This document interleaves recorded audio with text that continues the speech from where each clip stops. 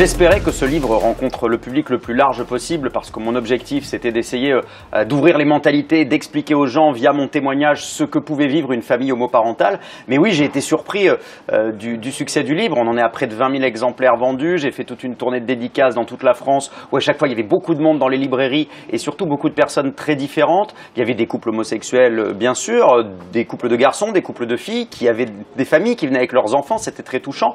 Mais la majorité des gens qui venaient nous voir, c'était plutôt des mères de famille, c'était plutôt des femmes, des couples hétéros aussi, qui ont été touchés par le témoignage que j'ai pu faire, notamment à la télévision, dans les différentes émissions pour lesquelles j'ai pu parler de ce livre. Et ça montre finalement que quand on a envie de partager du bonheur, peu importe que ce soit un homme, une femme, un hétéro, un homo, l'idée c'est de partager du positif et ça je pense que les gens l'ont compris.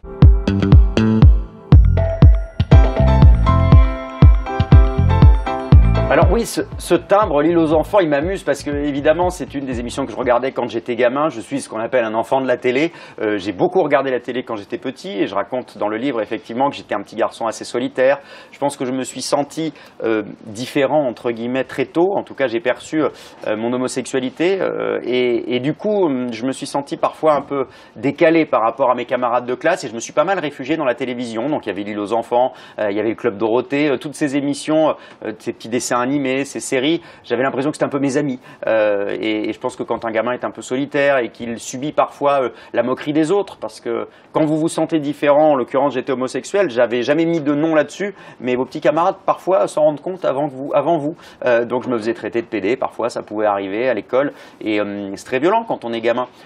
Donc la télévision est apparue pour moi comme une sorte de refuge. Et c'est pour ça, je pense que depuis mon plus jeune âge, j'ai eu envie de passer de l'autre côté de l'écran, en me disant que peut-être la vie était plus belle de l'autre côté. Et c'est vrai que j'ai la chance de pouvoir vivre de cette passion-là depuis un moment maintenant, et la vie n'est pas aussi belle que je pouvais le croire quand j'étais petit de l'autre côté, mais elle est belle quand même, et je m'y amuse énormément, et j'ai la chance aujourd'hui d'avoir une vie personnelle qui me comble complètement, mais voilà, ces souvenirs de télévision restent et nostalgiques, ça me fait toujours beaucoup sourire, ça me fait du bien.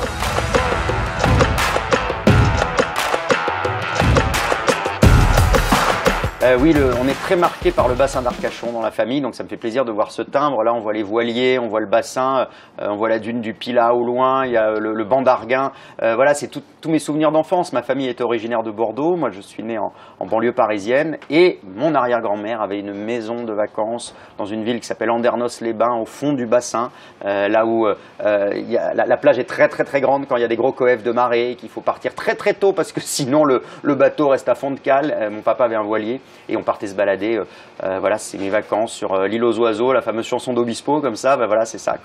Ce sont tous ces souvenirs d'enfance, l'odeur des cannelés, des chocolatines, et l'odeur des embruns et des algues, le varech du bassin d'Arcachon, voilà.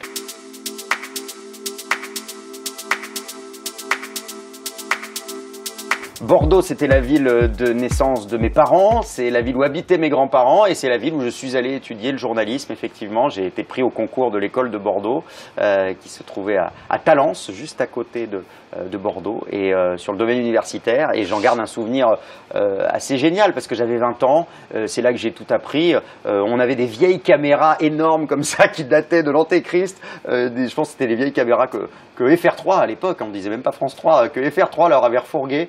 Et on apprenait tout, voilà, j'apprenais à écrire des articles, à poser ma voix derrière un micro pour faire de la radio, à essayer de m'exprimer correctement devant une caméra pour faire de la télé. Et mon prof de télé de l'époque, que je salue, je ne sais pas s'il est toujours de ce monde, m'avait dit après les premiers JT que j'avais présentés, vraiment...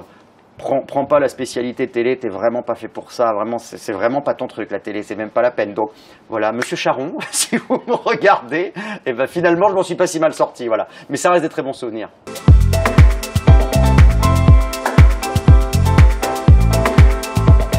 Alors je vois sur ce timbre un beau labrador sable. Alors moi, elle était chocolat, Mademoiselle Colby. C'est un chien qui m'a accompagné pendant 15 ans. Donc c'est vrai qu'au moment du parcours de GPA, au moment où on s'est marié avec Ghislain, c'était le moment de la fin de vie de notre chien. Donc c'est quelque chose je me suis mis à raconter presque naturellement. J'ai l'impression que les lignes, voilà, j'ai été guidé directement, j'ai écrit, j'avais besoin de raconter ça. Et c'est marrant parce qu'il y a beaucoup de lecteurs qui m'ont parlé de ces passages-là, de ces pages-là, parce que je pense que quand on a un chien qui fait partie de la famille, qui fait partie de votre foyer et qu'on le perd, bah, c'est un petit drame personnel. Alors bien sûr, je ne compare pas avec les êtres humains, je fais des hiérarchies, mais quand vous perdez votre animal de compagnie, ouais, c'est un deuil à faire quand même, c'est quelque chose qui change dans la maison. Et voilà, on a accompagné ce chien que j'ai aidé, que j'ai soigné pendant de longues années jusqu'à ces dernières minutes. Et voilà, c'est un animal que je vais garder dans le cœur et dont j'ai gardé les cendres qui sont dans mon salon, pour tout vous dire, dans une petite urne qui est assez jolie. Les gens ne savent pas quand ils voient, parce qu'on me dirait un petit vase, ça ressemble à un élément de décoration classique, et des fois je l'ouvre, je dis bah regarde, voilà, c'est Colby à l'intérieur. Et c'est quoi, de temps en temps j'ouvre cette petite urne et je gratouille un peu les cendres et j'ai l'impression de la caresser, de lui faire un petit câlin, voilà. C'est bizarre, hein, mais je pense que seuls les vrais amoureux des animaux peuvent comprendre ce qu'on a pu ressentir, et c'est pour ça que ces pages ont beaucoup touché un certain nombre de lecteurs. Oui.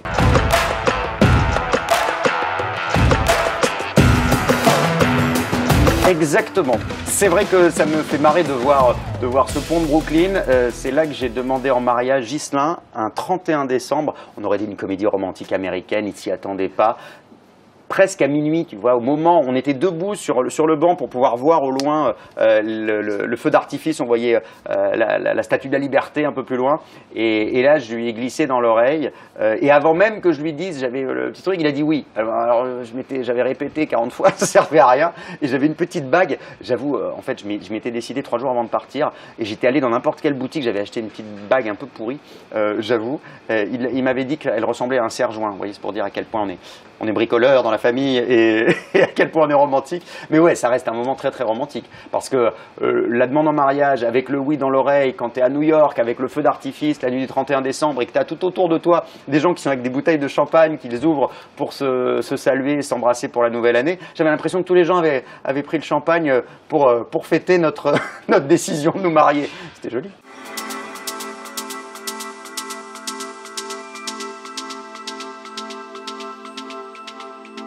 Alors la fête s'est déroulée dans une petite ville qui s'appelle Châteauneuf de Gadagne, effectivement, qui est pas très loin d'Avignon. En fait, on a mis 1 an et demi à peu près à se décider, à trouver le bon endroit. On voulait être sûr d'avoir du soleil. Moi, j'aurais bien aimé du côté de Bordeaux, mais c'était un peu risqué parce que tu peux quand même parfois mal tomber. J'avoue, je vais me fâcher avec les Bordelais, mais il peut pas mal pleuvoir quand même l'été, hein, ça arrive. Donc finalement, on a joué la sécurité. Et puis toute la famille de Ghislain est plutôt du côté est du pays, du côté de Lyon. Et du coup, voilà, on s'est dit, c'est pas mal par là. Et on a trouvé surtout un domaine génial avec un moulin. Il y avait une petite rivière autour. Et surtout, on pouvait loger une 30aine de personnes. Il y avait une piscine. Et c'était une soirée de dingue. Donc je me dis qu'il va falloir qu'on reloue un jour cet endroit. Voilà. Si jamais ça vous intéresse, vous cherchez à vous marier, ça s'appelle le domaine de Blanchefleur. C'est magnifique. Voilà, allez voir sur Internet.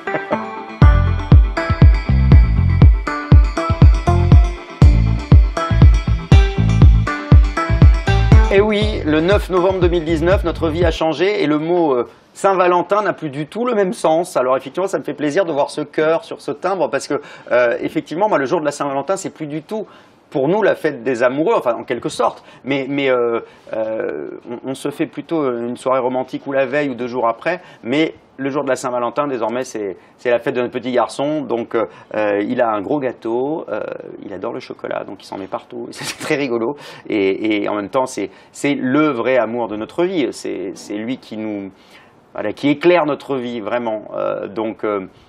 ce prénom Valentin, finalement on s'est décidé assez vite, on avait fait une liste et c'est le prénom sur lequel on s'est mis d'accord tout de suite. Il y a un côté un petit peu rétro et en même temps romantique, et puis il a été tellement désiré, tellement aimé avant même de pousser son premier cri que Valentin, ça lui allait très bien.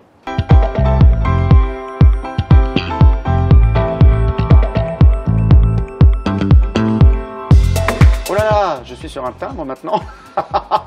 Alors non, je ne savais pas. Non, je ne m'imaginais pas un jour sur un timbre. Mais alors si j'envoie des lettres avec moi, ça fait un peu mégalo quand même. Je suis pas sûr qu'il se vende beaucoup celui-là. Oui, c'est marrant ça. Et je peux vraiment l'utiliser pour envoyer des lettres? Non, c'est pas mal. De toute façon, j'ai toujours été un peu timbré, donc là au moins on pourra m'oblitérer.